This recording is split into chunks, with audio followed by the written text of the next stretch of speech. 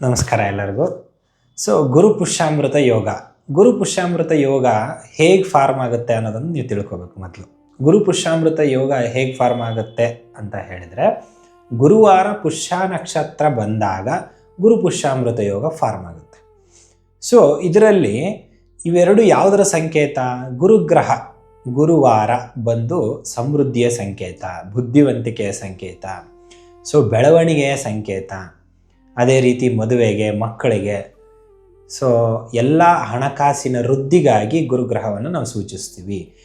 ಅದೇ ರೀತಿ ಇಲ್ಲಿ ಪುಷ್ಯ ನಕ್ಷತ್ರ ಏನನ್ನು ಮಾಡುತ್ತೆ ಅಂತಂದರೆ ಬೆಳವಣಿಗೆಯನ್ನು ಕೊಡುತ್ತೆ. ಅವತ್ತು ಮಾಡಿರ್ತಕ್ಕಂಥ ಕೆಲಸ ನಮಗೆ ಹೆಚ್ಚಾಗ್ತಾ ಹೋಗುತ್ತೆ. ಅದನ್ನು ಹೆಚ್ಚಾಗ್ತಕ್ಕಂಥದ್ದು, ವೃದ್ಧಿ ಆಗ್ತಕ್ಕಂಥದ್ದು ಪುಷ್ಯ ನಕ್ಷತ್ರ, ಮಹಾನಕ್ಷತ್ರ. ಗುರುವಾರ ಸಮೃದ್ಧಿ ಹಾಗೂ ಬಲಾಢ್ಯತೆ ಇವೆರಡನ್ನು ಸೇರಿಸಿದಾಗ ಗುರು ಪುಷ್ಯಾಮೃತ ಯೋಗ ಬರುತ್ತೆ.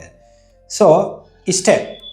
ಈಗ ಗುರು ಪುಷ್ಯಾಮೃತ ಯೋಗದ ಪ್ರಾಮುಖ್ಯತೆ ಏನು? ಈಗ ಬಂದಿರತಕ್ಕಂಥ ಗುರು ಪುಷ್ಯಾಮೃತ ಯೋಗ ಏನನ್ನು ಎಷ್ಟು ಪ್ರಾಮುಖ್ಯತೆ ಆಗಿದೆ, ಎಷ್ಟು ಇಂಪಾರ್ಟೆಂಟ್ ಆಗಿದೆ ಅಂತ ಹೇಳಬೇಕು ಅಂತಂದರೆ, 12 ವರ್ಷದ ಹಿಂದೆ 2013-14ರಲ್ಲಿ ಬಂದಿರತಕ್ಕಂಥ ಯೋಗ ಮತ್ತೆ ಈಗ ನಮ್ಗೆ ಯಾವಾಗ ಕ್ರಿಯೇಟ್ ಆಗ್ತಾ ಇದೆ ಅಂತಂದರೆ 18/6/2026 ನಿಮಗೆ ಬರ್ತಾ ಇದೆ. ಈ ಯೋಗ ಮತ್ತೆ ನಿಮಗೆ ಮುಂದೆ ಸಿಗ್ತಕ್ಕಂಥದ್ದು ಯಾವಾಗ ಅಂತಂದರೆ 24/12/2037 ಅಂದರೆ ಇನ್ನೂ 12 ವರ್ಷ ಆದಮೇಲೆ ಈ ಯೋಗ ಸಿಗ್ತತಿ ನಿಮಗೆ. ಆದರೆ ಆವಾಗ ಗುರು ವಕ್ರಿಯಾಗಿರ್ತಾನೆ, ಗುರು ಮಾರ್ಗ್ರಿಯಾಗಿರಲ್ಲ. ಅರ್ಥ ಆಯ್ತಾ? ಗುರು ಸೇಮ್ ಆಗಿರಲ್ಲ. ಅಲ್ಲಿ ವಕ್ರಿಯಾಗಿರ್ತಾನೆ, ಇಲ್ಲಿ ಸಿಂಪಲ್ ಆಗಿದ್ದಾನೆ ಗುರುಗ್ರಹ. ಇದನ್ನು ಅರ್ಥ ಮಾಡ್ಕೋಬೇಕು. ಇನ್ನೂ 12 ವರ್ಷ ಆದಮೇಲೂ ನಮಗೆ ಈ ಯೋಗ ಕ್ರಿಯೇಟ್ ಆಗ್ತತಿ. ಆದರೆ ಗುರು ಆವಾಗ ವಕ್ರಿಯಾಗಿರ್ತಾನೆ, ಈಗ ವಕ್ರಿಯಾಗಿಲ್ಲ. ಗುರು ವಕ್ರಿ ಮತ್ತು ವಕ್ರಿ ಇಲ್ಲದೆ ಇರೋದಕ್ಕೆ ವ್ಯತ್ಯಾಸಗಳು ಬಹಳ ಇದೆ. ಅದಲ್ಲದೆ ಗುರುಗ್ರಹ ಕರ್ಕಾಟಕ ರಾಶಿಯಲ್ಲಿ ಸರ್ವೋತ್ತಮನಾಗಿದ್ದಾನೆ, ಪರಮೋಚ್ಚನಾಗಿರ್ತಕ್ಕಂಥ ಗುರುಗ್ರಹ ಕರ್ಕಾಟಕ ರಾಶಿಯಲ್ಲಿ ಮೊದಲನೇ 5 ಡಿಗ್ರಿ ಅವನು ಪರಮೋಚ್ಚನಾಗ್ತಾನೆ. ಇಲ್ಲಿ ನಮಗೆ ಆಗ್ತಕ್ಕಂಥದ್ದು ಏನು ಅಂದರೆ 3 ಡಿಗ್ರಿ 13 ನಿಮಿಷಗಳು ಈಗ ಬಂದಿದ್ದಾನೆ. ಅರ್ಥ ಆಯ್ತಾ? ಇಟ್ ಮೀನ್ಸ್ ಗುರುಗ್ರಹ ಪರಮೋಚ್ಚನಾಗಿದ್ದಾನೆ ಕರ್ಕಾಟಕ ರಾಶಿಯಲ್ಲಿ. ಅಂತಹ ಗೋಚಾರ ಫಲದಂದು ಗುರು ಪುಷ್ಯಾಮೃತ ಯೋಗ ನಿಮಗೆ ಬರ್ತಾ ಇದೆ. ನಾವು ತಿಳ್ಕೊಬೇಕಾಗಿರೋದು ಇಷ್ಟೇ, 12 ವರ್ಷ ಆದಮೇಲೆ ಈ ಯೋಗ ಕ್ರಿಯೇಟ್ ಆಗುತ್ತೆ. ಆದರೆ ಆವಾಗ ಗುರುಗ್ರಹ ವಕ್ರಿಯಾಗಿರ್ತಾನೆ, ಪರಮೋಚ್ಚನಾಗಿರ್ತಾನೆ. 2037 24ನೇ ತಾರೀಕು ಡಿಸೆಂಬರ್ ತಿಂಗಳಂದು. ಇದು ಈ ಯೋಗದ ಪ್ರಾಮುಖ್ಯತೆ, ಇಂಪಾರ್ಟೆನ್ಸ್ ಏನು? ಈ ಯೋಗದ ಇಂಪಾರ್ಟೆನ್ಸ್ ಇದಿಷ್ಟು. ಈಗ ನಿಮ್ಗೆ ಇಷ್ಟವಾಗಿರ್ತಕ್ಕಂಥ ಪರಿಹಾರ ವಿಭಾಗಕ್ಕೆ ಹೋಗೋಣ. ಅದಕ್ಕಿಂತ ಮುಂಚೆ ನಮ್ಮ ಗುರುಗಳಾಗಿರ್ತಕ್ಕಂಥದ್ದು, ಯಾರೂ ಕದಿದೇ ಇರ್ತಕ್ಕಂಥ ವಿದ್ಯೆ ಅಂದರೆ ಬುದ್ಧಿವಂತಿಕೆ ಒಂದೇ. ನಮ್ಮ ವಿದ್ಯೆಯನ್ನು ಯಾರೂ ಕದಿಯದ ಆಸ್ತಿ ಅಂತ ನಾವು ಹೇಳ್ತೀವಿ. ಆ ಆಸ್ತಿಯನ್ನು ಧಾರಾಳವಾಗಿ ದಾನ ಮಾಡಿರ್ತಕ್ಕಂಥ ನನ್ನ ಎಲ್ಲ ಗುರುಗಳಿಗೂ ನಾನು ನಮಸ್ಕಾರವನ್ನು, ವಂದನೆಗಳನ್ನು ತಿಳಿಸ್ತೀನಿ. ನೀವು ಅವತ್ತು ಮಾಡಬೇಕಾಗಿರೋ ರೆಮಿಡಿಗಳಲ್ಲಿ ಸಿಂಪಲ್ ರೆಮಿಡಿ ಅಂದರೆ ಇಷ್ಟೇ. ನೀವು ಯಾವುದನ್ನು ಎಲ್ಲ ಇಟ್ಕೊಂಡಿದ್ದೀರೋ, ನೀವು ಯಾವುದನ್ನು ಎಲ್ಲ ಸಂಪಾದಿಸಿದಿರೋ, ಯಾವುದು ವಸ್ತುಗಳು ನಿಮ್ಮ ಹತ್ರ ಇದ್ದಾವೋ, ಯಾರು ಗುರುಗಳು ನಿಮ್ಮ ಹತ್ರ ಇದ್ದಾರೋ ಅವ್ರಿಗೆಲ್ಲರಿಗೂ ಕೃತಜ್ಞತಾ ಭಾವದಿಂದ ನಮಸ್ಕರಿಸಿ. Show gratitude for all what you are having right now. ಇಲ್ಲಿ ತನಕ ನಮ್ಮ ಹತ್ರ ಏನೇನಿದೆ, ಏನೇನು ಇಟ್ಕೊಂಡಿದ್ದು, ಏನೇನು ವಸ್ತುಗಳಾಯಿತು, ಮನುಷ್ಯರಾಯಿತು, ಇವರಿಗೆಲ್ಲರಿಗೂ ಒಂದು ನಮಸ್ಕಾರ ತಿಳಿಸ್ರಿ. ಅದು ಎಲ್ಲದಕ್ಕೂ ಸಂತೋಷ ವ್ಯಕ್ತಪಡಿಸ್ರಿ. ಇದು ಕೂಡ ಲೆಕ್ಚರ್ ಅಲ್ಲ, ಇದು ಕೂಡ ಒಂದು ರೆಮಿಡಿ. ಇದನ್ನು ನೀವು ಮಾಡಬೇಕಾಗಿರ್ತಕ್ಕಂಥ ದಿನ ಯಾವುದು ಅಂದರೆ 18/6/2026 ಗುರುವಾರದಂದು. ಅರ್ಥ ಆಯ್ತಾ? ನೆಕ್ಸ್ಟ್ ಈಸಿಯಾಗಿರ್ತಕ್ಕಂಥ ರೆಮಿಡಿ ಏನು ಅಂತಂದರೆ, ಹಳದಿ ತಿಲಕವನ್ನು ಅವತ್ತು ಧರಿಸಿದರೆ ಸಾಕು. ಎರಡನೇ ರೆಮಿಡಿ ಏನು ಅಂತಂದರೆ ಸ್ಪೀಕ್ ಪಾಸಿಟಿವ್. ಯಾವುದೇ ರೀತಿಯಾಗಿ ಏನೇ ಮಾತಾಡಿದರೂ ಪಾಸಿಟಿವ್ ಆಗಿ ಮಾತಾಡ್ರಿ. ಫಾರ್ ಎಕ್ಸಾಂಪಲ್, ಬಾಗಿಲವನ್ನು ನಾವು ತೆಗಿಬೇಕಾಗಿರುತ್ತೆ. ಬಾಗಿಲನ್ನು ಮುಚ್ಚಬೇಡ ಅಂತಲೂ ಹೇಳ್ಬೋದು, ಬಾಗಿಲನ್ನು ತೆಗಿಯಪ್ಪ ಅಂತಲೂ ಹೇಳ್ಬೋದು. ಈ ರೀತಿಯಾಗಿ ಏನೇ ಮಾತಾಡಿದರೂ ಪಾಸಿಟಿವ್ ಆಗಿ ಮಾತಾಡ್ರಿ, ಅಷ್ಟೇ ಸಾಕು. ಇದು ಕೂಡ ರೆಮಿಡಿನೇ. ಮೂರನೇ ರೆಮಿಡಿ ಇದಾದಮೇಲೆ, ನಿಮಗೆ ಪಾಠ ಹೇಳ್ಕೊಟ್ಟಿರ್ತಕ್ಕಂಥ ಗುರುಗಳಿಗೆ ಅವರ ಕಡೆಯಿಂದ ಬ್ಲೆಸ್ಸಿಂಗ್ಸನ್ನು ತಗೊಳ್ಳಿ, ಅವ್ರ ಕಡೆಯಿಂದ ಹಾರೈಕೆಯನ್ನು ತಗೊಳ್ರಿ. ಅವರು ಹೇಳ್ಕೊಟ್ಟಿರ್ತಕ್ಕಂಥ ವಿದ್ಯೆಗೆ ನೀವು ಅವರಿಗೆ ಕೃತಜ್ಞತೆಯನ್ನು ಸಲ್ಲಿಸ್ರಿ, ಅವರು ನಿಮಗೆ ಆಶೀರ್ವಾದ ಕೊಡ್ತಾರೆ. ಇಷ್ಟು ಮಾಡಿದರೂ ಸಾಕು. ಈ 3 ಸಿಂಪಲ್ ರೆಮಿಡೀಸ್. ಇಷ್ಟು ಮಾಡಿದರೆ ನಿಮ್ಮ ಕೆಲಸ ಮುಗೀತು. ಇದ್ರ ಜೊತೆಗೆ ಇನ್ನೊಂದು ಸಿಂಪಲ್ ರೆಮಿಡಿ ಏನು ಅಂತಂದರೆ, ಒಂದು ಯೆಲ್ಲೋ ಪೇಪರನ್ನು ನಿಮ್ಮ ಹತ್ರ ಇಟ್ಕೊಳ್ಳಿ.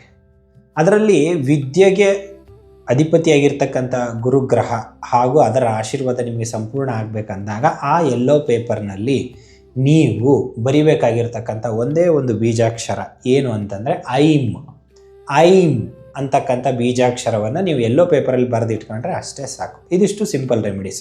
ಸೊ ನಾವು ಮಾಡೋಕ್ಕೆ ರೆಡಿ ಇದ್ದೀನಿ, ಮತ್ತೇನಾದರೂ ಎಫೆಕ್ಟಿವ್ ರೆಮಿಡಿ ಹೇಳ್ರಿ ಅಂತಂದರೆ ಎಫೆಕ್ಟಿವ್ ರೆಮಿಡೀಸನ್ನು ಈಗ ಹೇಳ್ತಾ ಹೋಗ್ತೀನಿ.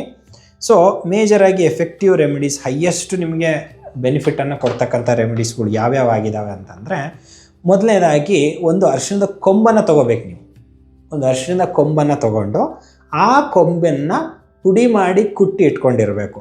ಆ ಕುಟ್ಟಿ ಪುಡಿ ಮಾಡಿ ಇಟ್ಕೊಂಡಿರ್ತಕ್ಕಂಥ ಅರಿಶಿಣದ ಕೊಂಬಿನ ಪುಡಿಯಲ್ಲಿ ಒಂದು ತಾಮ್ರದ ತಟ್ಟೆಯಲ್ಲಿ ಅದನ್ನ ಹಾಕ್ಕೋಬೇಕು, ಅಥವಾ ತಾಮ್ರದ ಬೌಲ್ ಆಗಲಿ ಏನಾದರೂ ತಾಮ್ರದ ಕಂಟೈನರ್ನಲ್ಲಿ ಅರಿಶಿಣ ಪುಡಿ ಪೌಡರ್ನ ಅದರಲ್ಲಿ ಹಾಕಿ ದಾಳಿಂಬೆಯ ಕಡ್ಡಿಯನ್ನು ತಂದು ಆ ಕಡ್ಡಿಯಿಂದ ಐಮ್ ಅಂತಕ್ಕಂಥ ಬೀಜಾಕ್ಷರವನ್ನು ಆ ಅರಿಶಿಣದ ಪುಡಿಯ ಒಳಗಡೆ ಬರೆಯಿರಿ. ಸೊ ಆ ಬರೆದಿರ್ತಕ್ಕಂಥ ಅರಿಶಿಣದ ಪುಡಿಯನ್ನು ಅದನ್ನು ನೀವು ನಿಮ್ಮ ಎಕ್ಸಾಮ್ ಇರುವ ದಿನ ಜಸ್ಟ್ ನೀವು ಹಚ್ಕೊಂಡು ಹೋದರೆ ಸಾಕು. ಇಷ್ಟು ಮಾಡೋದ್ರಿಂದ ನಿಮ್ಗೆ ಅತಿ ಹೆಚ್ಚು ಫಲ ಸಿಗುತ್ತೆ. ಸೊ ಇದನ್ನು ಬೇಕಾದರೆ ನೀವು ಹಾಲಲ್ಲಿ ಹಾಕ್ಕೊಂಡು ಕುಡಿಬೋದು. ಅರಿಶಿನ ಪುಡಿ ಇದೇ ಬರೆದಿರ್ತಕ್ಕಂಥ ಅರಿಶಿನ ಪುಡಿನ ಹಾಲಲ್ಲಿ ಹಾಕ್ಕೊಂಡು ಕುಡಿದು ಎಕ್ಸಾಮ್ಗೆ ಹೋಗ್ರಿ, ಸಾಕು, ಅಲ್ಲಿ ಕೆಲಸ ಮುಗೀತು. ಇಷ್ಟೇ ಸಿಂಪಲ್ ರೆಮಿಡಿ ಅಂದರೆ. ಮತ್ತು ಇದು ವಿದ್ಯಾಭ್ಯಾಸಕ್ಕೆ ಆಯಿತು. ಇನ್ನು ನೆಕ್ಸ್ಟು ನೀಟ್ ಸ್ಟೂಡೆಂಟ್ಸ್ಗೆ, ನೆಕ್ಸ್ಟ್ ಬರ್ತಕ್ಕಂಥ ಅಪ್ಕಮಿಂಗ್ ಸ್ಟೂಡೆಂಟ್ಸ್ಗಳಿಗೆ ಇದು ಒಂದು ಬ್ಯೂಟಿಫುಲ್ ರೆಮಿಡಿ. ಸೊ ನಿಮಗಲ್ಲಿ ಡ್ರೆಸ್ ಕೋಡ್ ಇರುತ್ತೆ, ಆಮೇಲೆ ಮೆಟಲ್ ಆಬ್ಜೆಕ್ಟ್ಸ್ ಏನೂ ಇರೋಲ್ಲ. ಸೊ ಇದನ್ನು ನೀವು ಕುಡಿದು ಹೋಗ್ಬೋದಲ್ಲ ಹಾಲಲ್ಲಿ ಹಾಕ್ಕೊಂಡು, ಇಷ್ಟೇ ಸಾಕು. ಸೊ ಜಸ್ಟ್ ನೀವು ಪಾಸಿಟಿವ್ ಆಗಿ ಮಾತಾಡಿ ಮುಗಿಸಿರ್ರಿ. 18ನೇ ತಾರೀಕು ನೀವು ಮಾಡಿರ್ತೀರ, ನಿಮ್ಮ ಎಕ್ಸಾಮ್ ಇರೋದು 21ನೇ ತಾರೀಕು. ಸೊ ಯಾವುದೇ ರೀತಿ ಚಿಂತೆ ಮಾಡೋ ಅವಶ್ಯಕತೆಯೇ ಇಲ್ಲ. ಸೊ ಇದಿಷ್ಟು ಮಾಡ್ಕೊಂಡು ಅವತ್ತು ನೀವು ರೆಡಿ ಮಾಡಿಟ್ಟಿರ್ತಕ್ಕಂಥ ಅರಿಶಿಣವನ್ನು ಜಸ್ಟ್ ಧರಿಸ್ಕೊಂಡು ಹೋಗಿ ಸಾಕು, ಅಲ್ಲಿಗೆ ನಿಮ್ಮ ಕೆಲಸ ಆಯಿತು. ಸೊ ಇದರಲ್ಲಿ ಮೇಜರ್ ಆಗಿ ಈ ರೆಮಿಡಿ ಮಾಡೋದ್ರಿಂದ ನಿಮ್ಗೆ ಏನು ಲಾಭ ಸಿಗುತ್ತೆ ಅಂತಂದರೆ, ಜಸ್ಟ್ 15 ಮಾರ್ಕ್ಸ್ಗಳನ್ನು ಇದು ಅಪ್ಲಿಫ್ಟ್ ಮಾಡಿಕೊಡುತ್ತೆ. ಎಕ್ಸಾಕ್ಟಾಗಿ ಹೇಳಬೇಕು ಅಂದರೆ, ಫಾರ್ ಎಕ್ಸಾಂಪಲ್ ನಾನು ಸ್ಟ್ರೇಟ್ ರ್ಯಾಂಕ್ ಬರ್ತಾ ಇದ್ದೆ. ಸ್ಟ್ರೇಟ್ ರ್ಯಾಂಕ್ ಬರೋದು ನನಗೊಂದು 2-3 ಮಾರ್ಕ್ಸಲ್ಲಿ ಹೋಯಿತು ಅಂತ ಹೇಳ್ತಿರಲ್ಲ, ಆ ಹೋಗೋದನ್ನು ಈ ರೆಮಿಡಿ ಈಗ ಮಾಡ್ತಕ್ಕಂಥ ರಿಲೀಫು, ಈಗ ನಾನೆಲ್ಲ ಹೇಳಿದ್ದೀನಲ್ಲ, ಇವು ಎಲ್ಲವೂ ಕೂಡ ಅಷ್ಟೇ ಪರಿಣಾಮ ಬೀರುತ್ತೆ. ಸೊ ಇಟ್ ಮೀನ್ಸ್ ನಿಮಗೆ 15 ಮಾರ್ಕ್ಸ್ಗಳನ್ನು ಬೂಸ್ಟ್ ಮಾಡಿ ಕೊಡ್ತಕ್ಕಂಥ ಶಕ್ತಿ ಇದಕ್ಕಿದೆ. ಗೊತ್ತಾಯ್ತಾ? ಸೊ ಫಾರ್ ಎಕ್ಸಾಂಪಲ್ ಬೇರೆ ಈಗ ಮಕ್ಕಳನ್ನು ನಾವು ಶಾಲೆ ಕಳಿಸ್ತಾ ಇರ್ತೀವಿ. ಜೂನ್ ಸ್ಟಾರ್ಟ್ ಆಯಿತು, 10th ಓದ್ತಕ್ಕಂಥ ಮಕ್ಕಳು, PUC ಸೆಕೆಂಡ್ ಇಯರ್ ಓದ್ತಕ್ಕಂಥ ಮಕ್ಕಳು, ನೀಟ್ ಎಕ್ಸಾಮಿಗೆ ಬರೀತಕ್ಕಂಥ ಮಕ್ಕಳು, ಇದನ್ನೆಲ್ಲ ಮಾಡಿಟ್ಕೊಂಡ್ರೆ ಈ ಮಾಡಿಟ್ಕೊಂಡಿರ್ತಕ್ಕಂಥ ಅರಿಶಿಣದ ಪೌಡರ್ ಏನಿದೆಯಲ್ಲ, ಈ ಪೌಡರ್ ನಿಮಗೆ 12 ವರ್ಷಗಳವರೆಗೂ ಇದು ಎಕ್ಸ್ಪೈರ್ ಆಗಲ್ಲ. ಇದು ಯಾವುದೇ ರೀತಿ ಕೆಡದೆ ಇರುವ ಹಾಗೆ ನೀವು ಇದನ್ನ ಕಾಯ್ಕೋಬೇಕು ಅಷ್ಟೇ. ಇಷ್ಟು ಮಾಡಿದರೆ ನಿಮಗೆ 12 ವರ್ಷಗಳ ಕಾಲ, ಇದಕ್ಕೆ ಎಕ್ಸ್ಪೈರಿ ಡೇಟ್ ಎಲ್ಲಿ ತನಕ ಅಂದರೆ 12 ವರ್ಷಗಳ ಕಾಲ, 24ನೇ ತಾರೀಕು 12ನೇ ತಿಂಗಳು 2037ನೇ ಇಸ್ವಿವರೆಗೂ ಇದು ಕೆಲಸ ಮಾಡುತ್ತೆ.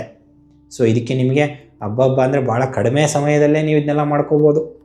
ಯಾವುದೇ ರೀತಿಯಾಗಿ ನೀವು ಹೆಚ್ಚು ಸಮಯ ವ್ಯಯ ಮಾಡೋ ಅವಶ್ಯಕತೆ ಇಲ್ಲ. ಸೊ ನೀಟ್ ಎಕ್ಸಾಮ್ ಬಗ್ಗೆ ಹೇಳೋದಾದರೆ, ನೀಟ್ ಎಕ್ಸಾಮ್ನಲ್ಲಿ ಈ ಸರಿ ಅಂತೂ ಯಾವುದೇ ಕಾರಣಕ್ಕೂ ನಿಮಗೆ ಲೀಕ್ಔಟ್ ಆಗ್ತಕ್ಕಂಥ ಚಾನ್ಸಸ್ ಇಲ್ಲವೇ ಇಲ್ಲ, 0%. ಯಾಕಂದರೆ ಗುರುಗ್ರಹ ತುಂಬ ಉಚ್ಚನಾಗಿದ್ದಾನೆ, ಸರ್ವೋತ್ತಮನಾಗಿದ್ದಾನೆ, ಪರಮೋಚ್ಚನಾಗಿ ತನ್ನ ಪ್ಲೇಸ್ನಲ್ಲಿ ಕೂತ್ಕೊಂಡಿದ್ದಾನೆ. ಇಲ್ಲಿ ನ್ಯಾಯಕ್ಕೆ ಬಲ ಇದೆ.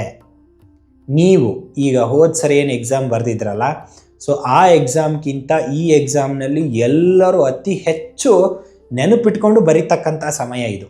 ಈಗ ಬರ್ತಕ್ಕಂಥ ಜೂನ್ 21ನೇ ತಾರೀಕು ಆವತ್ತಿನ ನಾವು ಕುಂಡಲಿಯನ್ನು ಹಾಕಿ ನೋಡಿದರೆ, ಹೋದ ಸರಿ ನೀವೇನು ಬಿಟ್ಟು ಬಂದಿದ್ದೀರಲ್ಲ ಆ ಪ್ರಶ್ನೆಗೂ ಕೂಡ ಇಲ್ಲಿ ಉತ್ತರ ಕೊಡ್ತೀರಾ ನೀವು, ಡ್ಯಾಮ್ ಶ್ಯೂರ್. ನಾನು ಹೇಳಿದ್ದನ್ನು ನೆನಪಿಟ್ಕೊಳ್ಳಿ. ನೀವು ಎಕ್ಸಾಮ್ ಬರೆದು ಬಂದಮೇಲೆ ಬೇಕಾದರೆ ಕಮೆಂಟ್ ಮಾಡಿರಿ. I have perfect guarantee about this. So ನೀವು ಅವಾಗ ಕೆಲವೊಂದಿಷ್ಟು ಮರ್ತು ಬಂದಿರ್ತೀರಲ್ಲ, ಇದು ನಾನು ನೆನಪಿತ್ತು, ನಾನು ಓದಿದ್ದೆ, ಇದು ಬರೆದಿಲ್ಲ ಅಂತ, ಅದನ್ನು ಕೂಡ ಈಗ ಬರೀತೀರಿ. ಈಗ ಬರ್ತಕ್ಕಂಥ 21ನೇ ತಾರೀಕಿನಂದು. ಸೊ ಚಿಂತೆ ಮಾಡಬೇಡ್ರಿ, 100% ನಿಮಗೆ ಸಕ್ಸಸ್ ಇದೆ. ಮಿನಿಮಮ್ 15 ಮಾರ್ಕ್ಸ್ ನೀವು ಹಳೆಯ ಎಕ್ಸಾಮು ಬರೆದಿರ್ತಕ್ಕಂಥ ಕ್ಯಾನ್ಸಲ್ ಆಗಿರ್ತಕ್ಕಂಥ ಎಕ್ಸಾಮ್ಗಿಂತ ಈ ಎಕ್ಸಾಮ್ನಲ್ಲಿ 15 ಮಾರ್ಕ್ಸನ್ನು ಜಾಸ್ತಿ ತಗೊಂತೀರಾ. ನಿಮಗೆ ಅದು ಫೀಲ್ ಆಗುತ್ತೆ, ಹೋದ ಸಲ ಮರ್ತು ಬಿಟ್ಟು ಬಂದಿರತಕ್ಕಂಥ ಕ್ವಶನ್ಗೆ ಈ ಸರಿ ನಾನು ಆನ್ಸರ್ ಮಾಡಿದ್ದೀನಿ ಅಂತ. ಸಿಂಪಲಾಗಿ ಮಾಡ್ಕೊಳ್ಳಿ, ಅಷ್ಟೇ ಸಾಕು. ಎಸ್, ಅದೇ ರೀತಿ ಈಗ ಸ್ಟಡಿ ಮಾಡ್ತಾ ಇರ್ತೀರ, ಇದು ನೆನಪಿಗೋಸ್ಕರ ನಿಮ್ಮ 15 ಮಾರ್ಕ್ಸ್ ಜಾಸ್ತಿ ಆಗೋದಕ್ಕೋಸ್ಕರ ಆಯಿತು. ಇದಾದಮೇಲೆ ನಿಮಗೆ fearness to come out from a fearless ನೀವು ಆಗಬೇಕು ಅಂದರೆ ಇನ್ನೂ ಒಂದು ಸಿಂಪಲ್ ರೆಮಿಡಿ ಇದೆ. ಇದು ಎಲ್ಲ ಟೈಮು ಮಾಡ್ಬೋದು, ಎಲ್ಲ ದಿನವೂ ಮಾಡ್ಬೋದು, ಯಾವುದೇ ರೀತಿ ನಿಮಗೆ ಅಬ್ಜೆಕ್ಷನ್ಸ್ ಬರಲ್ಲ. ಸೊ ಏನು ಅಂತಂದರೆ ಕ್ಯಾಸ್ಟ್ರೋಲ್ ಆಯಿಲ್ ಅಂದರೆ ಔಡಲ ಎಣ್ಣೆಯನ್ನು ನೀವು ತಲೆಗೆ ಹಚ್ಚೋದ್ರಿಂದ ಐ ಪ್ಯಾಟಲ್ಸ್ ಮೇಲೆ, ಕಣ್ಣು ಒಳಗಡೆ ಹಾಕ್ಕೋಬೇಡ್ರಿ, ಕಣ್ಣಿನ ಮೇಲೆ ಹುಬ್ಬಿನ ಹತ್ತಿರ ಇಲ್ಲೆಲ್ಲ ನೀವು ಕ್ಯಾಸ್ಟ್ರೋಲ್ ಆಯಿಲ್ ಔಡಲ ಎಣ್ಣೆಯನ್ನು ಹಚ್ಚೋದ್ರಿಂದ, ತಲೆಗೆ ಹಚ್ಚೋದ್ರಿಂದ, ರಾತ್ರಿ ಮಲಗಬೇಕಾದಾಗ ನೇವಿಯಲ್ ಪಾರ್ಟ್ಗೆ ಹಚ್ಚೋದ್ರಿಂದ ನೀವು ಫಿಯರ್ಲೆಸ್ ಆಗ್ತೀರಾ, ಧೈರ್ಯದಿಂದ ಮುನ್ನುಗ್ತೀರಾ. ನಿಮಗೆ ಭಯ ಇದ್ದರೆ, ಸ್ವಲ್ಪ ಏನಾದರೂ ಎಕ್ಸಾಮ್ ಫಿಯರ್ನೆಸ್ ಇದ್ದರೆ ಇದನ್ನು ಮಾಡ್ಕೊಳ್ಳಿ, ಅಷ್ಟೇ ಸಾಕು. ಸೊ ಈಗ ನೆಕ್ಸ್ಟ್ ವಿದ್ಯಾಭ್ಯಾಸದ ರಿಲೇಟೆಡ್ ಎಲ್ಲ ಆಯಿತು. ಇದಾದಮೇಲೆ ನಾವು ನೆಕ್ಸ್ಟ್ ಹೋಗ್ತಕ್ಕಂಥದ್ದು ಆರೋಗ್ಯಕ್ಕೋಸ್ಕರ ನಾವು ಏನು ಬರೀಬೇಕು ಅಂದರೆ ಸೇಮ್ ಇದೇ ಥರ, ಅದಕ್ಕೂ ಕೂಡ ಅರ್ಶಿನ ಕೊಂಬು ತರಬೇಕು, ಅದನ್ನು ಕುಟ್ಟಿ ಪೌಡರ್ ಮಾಡಿ ಇಟ್ಕೋಬೇಕು. ಅದರಲ್ಲಿ ನೀವೇನು ಬರೀರಿ, ಅದೇ ದಾಳಿಂಬ್ರಿ ಕಡ್ಡಿ ತಗೊಳ್ರಿ, ಅದರಲ್ಲಿ ರೀಮ್, ಆರೋಗ್ಯ ಬೀಜಾಕ್ಷರ ಮಂತ್ರ ರೀಮ್ ಅಂತಕ್ಕಂಥದ್ದು. ರೀಮ್ ಅಂತ ಬರೆದ್ರೆ ಆರೋಗ್ಯಕ್ಕೆ ಕೆಲಸ ಮಾಡುತ್ತೆ. ಅದೇ ನಮ್ಗೆ ಹಣ ಬೇಕಪ್ಪ, ಬಿಸ್ನೆಸ್ ಮಾಡ್ತಾಯಿದ್ದೀವಿ, ಏನು ಮಾಡಬೇಕು ಅಂತಂದರೆ ಆವಾಗ ಹಣದ ಲಕ್ಷ್ಮಿಯ ಬೀಜಾಕ್ಷರ ಮಂತ್ರ ಯಾವುದು, ಶ್ರೀಮ್ ಅಂತ ಬರೆದು ಸಾಕು. ಇದನ್ನು ಬಿಟ್ಟು ನಮ್ಗೆ ಇನ್ನೂ ಲಕ್ಷ್ಮಿಯ ಮಂತ್ರ ಗೊತ್ತಿದೆ, ಬೀಜಾಕ್ಷರ ಮಂತ್ರ ಗೊತ್ತಿದೆ ಅಂದರೆ ಬರಿಬೋದು, ಏನು ತಪ್ಪಿಲ್ಲ. ಅದನ್ನು ಬರೆದ್ರೂ ಕೂಡ ಅತಿ ಹೆಚ್ಚು ಬೆನಿಫಿಟನ್ನು ಕೊಡುತ್ತೆ. ನೀವು ಇದನ್ನು ಮಾಡಿಟ್ಕೊಳ್ಳೋದ್ರಿಂದ 12 ವರ್ಷಗಳ ಕಾಲ ನಿಮಗೆ ಇದು ವ್ಯಾಲಿಡಿಟಿ ಇರುತ್ತೆ. 12 ವರ್ಷಗಳ ಕಾಲ ಇದನ್ನ ನೀವು ಚೆನ್ನಾಗಿ ಬಳಸ್ಕೋಬೋದು. ಇದ್ರ ಮೇಲೆ ನೀವು ಡಿಸೈಡ್ ಮಾಡಿರಿ ಎಷ್ಟು ಅರಿಶಿಣ ಕೊಂಬು ತರಬೇಕು ಅಂತ. ಸೊ ಈಗ ಇದನ್ನೆಲ್ಲ ತರೋದಕ್ಕೆ ನಾನು ಮೇಜರಾಗಿ ಹೇಳೋದು ಏನು ಅಂತಂದರೆ, ಅರಿಶಿಣದ ಕೊಂಬನ್ನು ನೀವೇನು ತರಕ್ಕೆ ಹೋಗ್ತಿರಲ್ಲ ಅಂಗಡಿಗೆ, ಅಲ್ಲಿ ಅಂಗಡಿಯಲ್ಲಿ ಚೌಕಾಸಿ ಮಾಡಿ ತರಬಾರ್ದು. ಸೊ ಇಷ್ಟು ರೆಮಿಡಿಗಳನ್ನು, ಇನ್ನೂ ರೆಮಿಡಿಗಳನ್ನು ಕೊಡ್ತೀನಿ ನಾನು. ಇಷ್ಟು ರೆಮಿಡಿಗಳಲ್ಲಿ ನಿಮಗೆ ಯಾವುದು ಸೂಕ್ತ ಅನಿಸುತ್ತೆ ಅದನ್ನ ಮಾಡಿರಿ, ಇದನ್ನೇ ಮಾಡಬೇಕಂತ ಏನು ಇಲ್ಲ. ಸೊ ನೀವು ಅರಿಶಿನ ಏನು ಕುಟ್ತಿರಲ್ಲ ಅದನ್ನು ಒಂದು ಕಲ್ಲನ್ನು ತೊಗೊಂಡು ನೀಟಾಗಿ ಕುಟ್ರಿ, ಎಲ್ಲಿ ಮಿಕ್ಸರಿಗೆ ಹಾಕಬೇಡ್ರಿ. ಮಿಕ್ಸರಿಗೆ ಹಾಕಿದಾಗ ಅಲ್ಲಿ ಎಲೆಕ್ಟ್ರಿಕಲ್ ಎನರ್ಜಿಯಿಂದ ಅದರಲ್ಲಿ ಇರ್ತಕ್ಕಂಥ ಶಕ್ತಿ ಕೂಡ ಕಡಿಮೆ ಆಗುತ್ತೆ, ಗೊತ್ತಾಯ್ತಾ? ಸೊ ಈಗಿಲ್ಲಿ ಆರೋಗ್ಯಕ್ಕಾಯಿತು, ವಿದ್ಯಾಭ್ಯಾಸಕ್ಕಾಯಿತು, ಹಣಕ್ಕಾಯಿತು. ಸೊ ಇದನ್ನು ಮಿಕ್ಕಿ ನಿಮಗೆ ಯಾವುದು ಸೂಕ್ತ ರೆಮಿಡಿ ಅನಿಸುತ್ತೆ ಅದನ್ನು ಮಾತ್ರ ಮಾಡಿರಿ. ಸೊ ಯಾವುದೇ ರೆಮಿಡಿಗೆ ಬೇಕಾಗಿರ್ತಕ್ಕಂಥ, ಯಾವುದೇ ರಿಲೀಫಿಗೆ ಬೇಕಾಗಿರ್ತಕ್ಕಂಥ ಸಾಮಾನುಗಳನ್ನು ನೀವು ತರಕ್ಕೆ ಹೋಗ್ತಿರಲ್ಲ ಅಂಗಡಿಗೆ, ಅಲ್ಲಿ ಯಾವುದೇ ರೀತಿ ಚೌಕಾಸಿ ಮಾಡಬಾರ್ದು. ನಾವು ಹಣ ಕಡಿಮೆ ಕೇಳಿ ಬಾರ್ಗೇನಿಂಗ್ ಮಾಡಿ ಅವನ ಹತ್ರ ಏನೋ ಒಂದು ಅನಿಸ್ಕೊಂಡು ತರೋದನ್ನು ಮಾಡಬೇಡ್ರಿ ದಯವಿಟ್ಟು. ಸೊ ನೀವೇನು ಮಾಡಬೇಕು ಅಂದರೆ ನಿಮಗೆ ಯಾವ್ದು ಸಾಧ್ಯನೋ ಅದನ್ನು ಮಾಡಿ. ಸೊ ಕಾಸ್ಟ್ಲಿ ಆಗುತ್ತಾ ಅಂದ್ಬಿಡಿ, ಈಸಿಯಾಗಿರೋವಿದ್ದಾವೆ ಅದನ್ನು ಮಾಡಿರಿ. ಸೊ ಎಲ್ಲಿ ನೀವು ರಿಲೀಫ್ಗೆ, ದೇವರಿಗೆ ಕೊಡ್ತಕ್ಕಂಥವು, ದೇವರಿಗೆ ಮಾಡ್ತಕ್ಕಂಥ ಕೆಲಸಗಳಲ್ಲಿ ಚೌಕಾಸಿ ಮಾಡಬೇಡಿ. ಇದು ಎಲ್ಲದಕ್ಕೂ ಬಂತು. ಸೊ ಅದೇ ರೀತಿ ನೀವು ಮೇಜರಾಗಿ ಇನ್ನೊಂದು ದಾಳಿಂಬ್ರಿ ಕಡ್ಡಿ ಹೇಳಿದೆ ನಾನು. ದಾಳಿಂಬ್ರಿ ಕಡ್ಡಿಯನ್ನು ತರಬೇಕಾದಾಗ ನೀವೆಲ್ಲೋ ದಾಳಿಂಬ್ರಿ ಗಿಡ ನೋಡ್ತೀರಾ, ಇಮಿಡಿಯೇಟ್ಲಿ ದಾಳಿಂಬ್ರಿ ಗಿಡ ಸಿಗುತ್ತೋ, ದಾಳಿಂಬ್ರಿ ಕಡ್ಡಿ ಹೇಳಿದಾರಂತ ಇಮಿಡಿಯೇಟ್ಲಿ ಆ ದಾಳಿಂಬ್ರಿ ಕಡ್ಡಿನ ಕಿತ್ಕೊಂಡು ಬಂದುಬಿಡ್ತೀರಿ. ಆ ಥರ ಮಾಡಬಾರ್ದು. ಸೊ ಇದನ್ನು ಏನು ಮಾಡಬೇಕಂದ್ರೆ, ಈಗ ಹೇಳಿರ್ತಕ್ಕಂಥ ಡೇಟಿನ ಹಿಂದಿನ ದಿವಸ ಅಂದರೆ 17ನೇ ತಾರೀಕು ರಾತ್ರಿ ಹೋಗಿ ಆ ದಾಳಿಂಬ್ರಿ ಗಿಡಕ್ಕೆ ಒಂದು 2 ಲೀಟರ್ ನೀರನ್ನು ಹಾಕಿ ಬರಬೇಕು. ಹಾಕಿ ಬಂದು ಅದಕ್ಕೆ ಆಹ್ವಾನ ಕೊಟ್ಟು ಬರಬೇಕು. ಆಹ್ವಾನ ಅಂದರೆ ಏನು, ನಾನು ಈ ಕಡ್ಡಿಯನ್ನು ತಗೊಂಡೋಗಿ ನಾನು ಆರೋಗ್ಯ, ವಿದ್ಯಾಭ್ಯಾಸ, ಹಣಕ್ಕೋಸ್ಕರ ಬಳಸ್ತಾ ಇದ್ದೀನಿ, ಈ ಕಡ್ಡಿಯಲ್ಲಿ ನಿನ್ನ ಶಕ್ತಿ ಅಲ್ಲೇ ಇರಲಿ ಅಂತ ಬೇಡಿಕೊಂಡು ಆ ಗಿಡಕ್ಕೆ ನೀವು ನೀರನ್ನು ಹಾಕಿ ಬಂದು, ಆಮೇಲೆ ಮರುದಿನ ಬೆಳಗ್ಗೆ ಸೂರ್ಯೋದಯದ ನಂತರ ಸಮಯ ಹೇಳ್ತೀನಿ ನಾನು, ಆ ಸಮಯಕ್ಕೆ ಅಂದರೆ ಇಟ್ ಮೀನ್ಸ್ ಗುರುಪುಷ್ಯಾಮೃತ ಯೋಗ ಆ್ಯಕ್ಟಿವ್ ಆದಾಗ ನೀವು ಆ ಕಡ್ಡಿಯನ್ನು ಮುರ್ಕೊಂಡು ತರಬೇಕು. ಸೊ ಆವಾಗ ಬಂದಾಗ ನಿಮಗಿದು ಕೆಲಸ ಮಾಡುತ್ತೆ, ಸರಿನಾ? ಸೊ ಇದೇ ರೀತಿ ನೀವು ಹೂ ಹರಿಬೇಕಾದಾಗ್ಲೂ ಅಷ್ಟೇ, ಎಲ್ಲೋ ವಾಕಿಂಗ್ ಹೋಗಿರ್ತೀರ, ಅಲ್ಲೆಲ್ಲೋ ಹೂ ನೋಡ್ತೀರಾ, ಯಾರ್ದೋ ಮನೆ ಕಾಂಪೌಂಡಲ್ಲಿ ಹೂ ನೋಡ್ತೀರಾ, ಕಿತ್ಕೊಂಬರ್ತೀರಾ, ಅದನ್ನ ತಗೊಂಡು ನೀವು ಪೂಜೆ ಮಾಡ್ತೀರಾ. ಇದು ಕೆಲಸ ಮಾಡಲ್ಲ, ಯಾಕಂದರೆ ನೀವು ಅದಕ್ಕೆ ಆಹ್ವಾನ ಕೊಟ್ಟಿರಲ್ಲ. ಸೊ ನೀವು ಹೇಳದೆ ಕೇಳದೆ ಒಬ್ಬರು ಮನೆಗೆ ಹೋದಾಗ ಯಾವ ಥರ ಎಫೆಕ್ಟ್ ಇರುತ್ತೋ ಅದೇ ಥರದ ಎಫೆಕ್ಟು ಈ ಹೂವನ್ನು ಕಿತ್ಕೊಂಬರೋದ್ರಲ್ಲೂ ಕೂಡ ಇರುತ್ತೆ. ಸೊ ಹೂವು ನಿಮಗೆ ಧರಿಸ್ತಕ್ಕಂಥ, ನೀವು ದೇವರಿಗೆ ಮುಡಿಸ್ತಕ್ಕಂಥ ಹೂವು ಕೆಲಸ ಮಾಡಬೇಕು, ಅದರಲ್ಲಿ ಏನಾದರೂ ಶಕ್ತಿ ಇರಬೇಕು ಅಂತಂದರೆ ಅದಕ್ಕೆ ಆಹ್ವಾನ ಕೊಟ್ಟು ನೀವು ಮರುದಿನ ಅದನ್ನು ನಾನು ಕಿತ್ಕೊಂಡು ಹೋಗ್ತೀನಿ ಅಂತ ಹೇಳಿ ಆ ಹೂವನ್ನು ಕಿತ್ಕೊಂಡು ಬಂದಾಗ ಮಾತ್ರ ಅದರಲ್ಲಿ ಶಕ್ತಿ ಇರುತ್ತೆ. ಸೊ ಇದಕ್ಕೆ ನೀವು ಉದಾಹರಣೆ ನೋಡೋದಾದರೆ, ಯಾರೋ ಹೇಳ್ದೆ ಕೇಳದೆ ನೀವೇನೋ ಮಾಡ್ತಾ ಇರ್ತೀರಾ, ಯಾವುದೋ ಮದುವೆ ಕಾರ್ಡು, ಇನ್ವಿಟೇಷನ್ ಏನೋ ಕೊಡೋಕ್ಕೆ ಬಂದುಬಿಡ್ತಾರೆ. ಸೊ ಅವಾಗ ನಿಮ್ಗೆ ಯಾವ ಥರ ಫೀಲಿಂಗ್ ಇರುತ್ತೆ, ಹೇಳ್ದೆ ಕೇಳದೆ ನಿಮ್ಮ ಮನೆಗೆ ಬಂದರೆ, ವಿತೌಟ್ ನೋಟಿಫಿಕೇಷನ್ ನಿಮ್ಮ ಮನೆ ಎಂಟ್ರಿ ಆದರೆ ನಿಮ್ಮ ರಿಯಾಕ್ಷನ್ ಹೇಗಿರುತ್ತೋ ಆ ವೃಕ್ಷಕ್ಕೂ ಕೂಡ ಅದೇ ಥರ ಆಗುತ್ತೆ. ಸೊ ಇದನ್ನು ನೆನಪಿನಲ್ಲಿ ಇಟ್ಕೊಳ್ರಿ. ನೀವು ಯಾವುದೇ ಹೂ ಕೀಳಬೇಕಾದಾಗ, ಯಾವುದೇ ನಾವು ರಿಲೀಫ್ಗಳನ್ನು ಹೇಳಿದಾಗ ಇದನ್ನು ಮರಿಬೇಡಿ. ಇದನ್ನೆಲ್ಲದಕ್ಕೂ ಅಪ್ಲೈ ಮಾಡಿರಿ. ಅದರ ರಿಸಲ್ಟ್ ಹೇಗಿದೆ ಅಂತ ನೀವೇ ನೋಡಿ ಹೇಳಿ ನನಗೆ, ಸರಿನಾ? ಸೊ ಈಗ ದಾಳಿಂಬ್ರೆ ಕಡ್ಡಿಯಿಂದ ಅದರಲ್ಲಿ ಬರೆಯೋದು ಮುಗೀತು. ಸೊ ಈಗ ನೆಕ್ಸ್ಟ್ ನೋಡೋದಾದರೆ, ಇನ್ನೂ ಈಸಿಯಾಗಿರ್ತಕ್ಕಂಥ ರೆಮಿಡಿಗಳನ್ನು ನೋಡೋದಾದರೆ, ಕಡಲೆ ದುಂಡುಗಡ್ಲೆಯನ್ನು ತಂದು ಅವತ್ತೇ ದುಂಡುಗಡ್ಲೆಯನ್ನು ತರಬೇಕು. ಆ ಸಮಯಕ್ಕೆ ದುಂಡುಗಡ್ಲೆಯನ್ನು ತಂದು ಅದನ್ನು ಹಿಟ್ಟು ಮಾಡಿ ಅದರಿಂದ ಚಪಾತಿ ಮಾಡಿ ಆಕಳಿಗೆ ಕೊಡ್ರಿ. ಇಲ್ಲ ಅಂತಂದರೆ ಪಕ್ಷಿಗಳಿಗೆ ಕೊಡ್ರಿ, ಮೀನುಗಳಿಗೆ ತಿನ್ನಿಸ್ರಿ. ಇಲ್ಲ ಅಂತಂದರೆ ನೀವು ಅದು ಆಗಲ್ಲ ಅಂತಂದರೆ ಏನು ಮಾಡ್ಬೋದು, ದುಂಡುಗಡ್ಲಿನೇ ತಂದಿಟ್ಟು ಅದನ್ನು ನೆನೆ ಹಾಕಿ ಅಥವಾ ಒಂದು ರೌಂಡ್ ಸ್ವಲ್ಪ ಕುದಿಸಿ ಆ ದುಂಡುಗಡ್ಲೆಯನ್ನು ನೀವು ಆಕಳಿಗೆ ತಿನ್ನಿಸ್ಬೋದು. ಇದು ಕೂಡ ಅತಿ ಹೆಚ್ಚು ಫಲ. ಸೊ ನನಗೆ ಇದನ್ನೂ ಆಗಲ್ಲಪ್ಪ ಅಂತಂದರೆ ಮೀಡಿಯಮ್ ಒಂದಿಷ್ಟು ಬಾಳೆಹಣ್ಣು ತೊಗೊಂಬಂದು ಆಕಳಿಗೆ ತಿನ್ನಿಸ್ರಿ. ಇದು ಅತ್ಯಂತ ದಿ ಬೆಸ್ಟ್ ರೆಮಿಡಿ. ಅದಾದಮೇಲೆ ಅರಳಿ ವೃಕ್ಷಕ್ಕೆ ಹೋಗಿ ನೀರು ಹಾಕಿ ಗಿಡ ಮುಟ್ಟಬೇಡ್ರಿ. ಸೊ ಇದಾದಮೇಲೆ ನಿಮಗೆ ಇಫ್ ಪಾಸಿಬಲ್ ಆದರೆ ವಿಷ್ಣು ದೇವಾಲಯಕ್ಕೆ ಹೋಗಿ ಬರ್ರಿ. ವಿಷ್ಣು ಗುರು ಎರಡು ಹತ್ತಿರ ಇರ್ತಾರೆ. ಸೊ ಗುರುವಿನ ಟೆಂಪಲ್ ಅಂದರೆ ಯಾವ ಥರದ ಗುರುವಿನ ಟೆಂಪಲಿಗೆ ನೀವು ಹೋಗಬೇಕು ಅಂತಂದರೆ ಮೇಜರ್ ಆಗಿ ಜೀವಂತ ಸಮಾಧಿಯಾಗಿರ್ತಕ್ಕಂಥ ಗುರುಗಳ ಟೆಂಪಲ್ಗೆ ಹೋಗಬೇಕು. ಫಾರ್ ಎಕ್ಸಾಂಪಲ್ ನಮ್ಮ ಕೊಟ್ಟೂರಲ್ಲಿರ್ತಕ್ಕಂಥ ಶ್ರೀ ಗುರು ಕೊಟ್ಟೂರೇಶ್ವರ ಜೀವಂತ ಸಮಾಧಿ ಆಗಿದೆ. ಸೊ ಅಲ್ಲಿ ಜೀವಂತ ಸಮಾಧಿ ಆಗಿರ್ತಕ್ಕಂಥ ದೇವಸ್ಥಾನಕ್ಕೆ ಈ ಸಮಯದಲ್ಲಿ ಹೋಗಿ ನೀವು ದರ್ಶನ ತೊಗೊಂಬಂದರೆ ಅಷ್ಟೇ ಸಾಕು, ಇನ್ನೇನು ಬೇಡ. ಸೊ ಅದಾದಮೇಲೆ ನೆಕ್ಸ್ಟ್ ನೋಡೋದಾದರೆ ಒಂದು ಹಳದಿ ಕರ್ಚೀಪನ್ನು ಇಟ್ಕೊಳ್ರಿ ಅಥವಾ ಹಳದಿ ಪೇಪರನ್ನು ಇಟ್ಕೊಳ್ಳಿ, ಸಾಕು. ನೀವು ಇನ್ನೂ ಕಷ್ಟವಾದ ರಿಲೀಫನ್ನು ಕೊಡ್ರಿ, ನಾವು ಏನಾದರೂ ಮಾಡೋಕ್ಕೆ ರೆಡಿ ಅಂತಂದರೆ ನೀವೇನು ಮಾಡ್ಬೋದು ಅಂತಂದರೆ ಗುರುವಾರ ಉಪವಾಸ ಮಾಡಿರಿ. ಗುರುವಾರ ಉಪವಾಸ ಮಾಡಿ ಸಂಜೆ ಚಂದ್ರೋದಯ ಆದಮೇಲೆ, ಸೂರ್ಯಾಸ್ತ ಆಗಿ ಚಂದ್ರೋದಯ ಆದಮೇಲೆ ನೀವು ಉಪವಾಸವನ್ನು ಬಿಟ್ಟು ನೀವು ಉಪಹಾರನ ತೊಗೋಬೋದು. ಸೊ ಉಪವಾಸ ಅಂತಂದರೆ ಕೆಲವೊಬ್ಬರಿಗೆ ನೀರು ಕುಡಿದೇ ಇರಂಗೆ ಮಾಡ್ತೀರಾ, ಅದು ನಿಮ್ಮ ಇಷ್ಟ. ಸೊ ಕೆಲವೊಬ್ಬರಿಗೆ ಆಗಲ್ಲ ಅಂತಂದಾಗ ಹಣ್ಣು ತಿನ್ನಿರಿ, ಹಾಲು ಕುಡೀರಿ, ಎಲ್ಲ ತಿಂದು ಉಪವಾಸ ಮಾಡಿ, ಏನೂ ತಪ್ಪಿಲ್ಲ. ಸೊ ರಾತ್ರಿ ಚಂದ್ರೋದಯ ಆದಮೇಲೆ ನೀವು ಊಟ ಮಾಡ್ಬೋದು. ಇದು ಕೂಡ ಒಂದು ರೆಮಿಡಿ ಆಗಿದೆ. ನೆಕ್ಸ್ಟ್ ಇನ್ನು ಕಾಸ್ಟ್ಲಿ ರೆಮಿಡಿ ಹೇಳ್ರಿ ಸರ್, ನಾವೆಲ್ಲ ಮಾಡೋಕ್ಕೆ ರೆಡಿ, 12 ವರ್ಷ ಆದಮೇಲೆ ಬರ್ತಾಯಿದೆ, ನಮಗೆ ಬೇಕಾದಷ್ಟು ಕಾಸ್ಟ್ಲಿ ಆಗಲಿ ನಾವು ಮಾಡ್ತೀವಿ, ಅದಕ್ಕೆ ರೆಡಿ ಇದ್ದೀವಿ ಅನ್ನೋದೇ ಆದರೆ ಸೊ ಎಲ್ಲೋ ಸಫೈರ್ ನಿಮ್ಮ ಹತ್ತಿರದ ಜ್ಯೋತಿಷಿಗಳ ಬಳಿ ಕೇಳಿ ತಿಳ್ಕೊಡ್ರಿ. ನಿಮಗೆ ಎಲ್ಲೋ ಸಫೈರ್ ಚೆನ್ನಾಗಾಗುತ್ತೆ ತಗೊಳ್ಳಿ ಅಂತ ಏನಾದರೂ ಹೇಳಿದರೆ ನೀವು ಎಲ್ಲೋ ಸಫೈರನ್ನು ಈ ದಿನ ಬೈ ಮಾಡೋದ್ರಿಂದ, ಕೊಂಡುಕೊಳ್ಳೋದ್ರಿಂದ ಅತಿ ಹೆಚ್ಚು ಪ್ರಾಫಿಟನ್ನು ಕೊಡುತ್ತೆ. ಸೊ ಅದ್ರ ಜೊತೆಗೆ ಎಲ್ಲೋ ಸಫೈರ್ ಆಗಲಿಲ್ಲಪ್ಪ ಅಂದರೆ ಬಂಗಾರ ತೊಗೊಂಡ್ರೂ ಪ್ರಾಫಿಟ್ ಕೊಡುತ್ತೆ. ಬರೀ ಅಕ್ಷಯ ತೃತೀಯಕ್ಕೆ ತಗೊಳೋದ್ರಿಂದ ಪ್ರಾಫಿಟ್ ಅಲ್ಲ. ಸೊ ಇಲ್ಲಿಯೂ ಕೂಡ ಪ್ರಾಫಿಟ್ ಇದೆ. ನೀವು ಬಂಗಾರ ತಗೊಂಡ್ರೆ ಸಾಕು, ನಿಮಗಲ್ಲಿ ಪ್ರಾಫಿಟ್ ಸಿಗುತ್ತೆ. ಅಂದಿನ ಮುಹೂರ್ತದಂದು ಅಷ್ಟು ಮಾಡಿದರೆ ಸಾಕು. ಸೊ ಇದಿಷ್ಟು ನಾನು ಎಲ್ಲ ರೆಮಿಡಿಗಳನ್ನು ಹೇಳ್ಕೊಂಡಿದ್ದೀನಿ ಅಂತ ಅನಿಸುತ್ತೆ. ಸೊ ಇನ್ನೂ ಮಿಕ್ಕಿ ನಾವು ಏನಾದರೂ ಮಾಡ್ತೀವಪ್ಪ ಅಂತಂದರೆ ಏನು ಮಾಡ್ಬೋದು ಅಂತ ಹೇಳಿದರೆ, ಸೊ ಗುರುವಿನ ದೇವಾಲಯಗಳಲ್ಲಿ ಹೇಳಿದ್ನಲ್ಲ, ಜೀವಂತ ಸಮಾಧಿ ಆಗಿರ್ತಕ್ಕಂಥ ಗುರುವಿನ ದೇವಸ್ಥಾನಗಳಲ್ಲಿ ಹೋಗಿ 24 ಮಣ್ಣಿನ ದೀಪಗಳನ್ನು ಹಚ್ಚಿರಿ. 24 ಮಣ್ಣಿನ ದೀಪವನ್ನು, ತುಪ್ಪದ ದೀಪವನ್ನು ಬೆಳಗಿಸುವುದರಿಂದ ಕೂಡ ನಿಮಗೆ ಗುರುವಿನ ಅನುಗ್ರಹ ಸಿಗಲಿದೆ.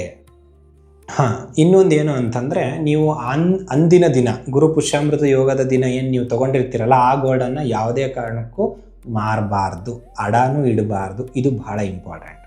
ಅದಾದಮೇಲೆ ಏನೆಲ್ಲ ಮಾಡಬಾರ್ದಪ್ಪ ಅಂತಂದರೆ, ಅಂದಿನ ದಿನ ನೀವು ಸಾಲ ಪಡಿಬೇಡ್ರಿ, ಹಾಗೂ ಮದುವೆ ಮಾಡ್ಕೊಳ್ಳೋಕ್ಕೆ ಯೋಗ್ಯ ಅಲ್ಲ. ಅದಾದಮೇಲೆ ಕೋಪಗೊಳ್ಬೇಡ್ರಿ, ಸಿಟ್ಟಿಗೆ ಬರಬಾರ್ದು, ಯಾರ ಮೇಲೇನೂ ಸಿಟ್ಟು ಮಾಡ್ಕೊಬೇಡಿ.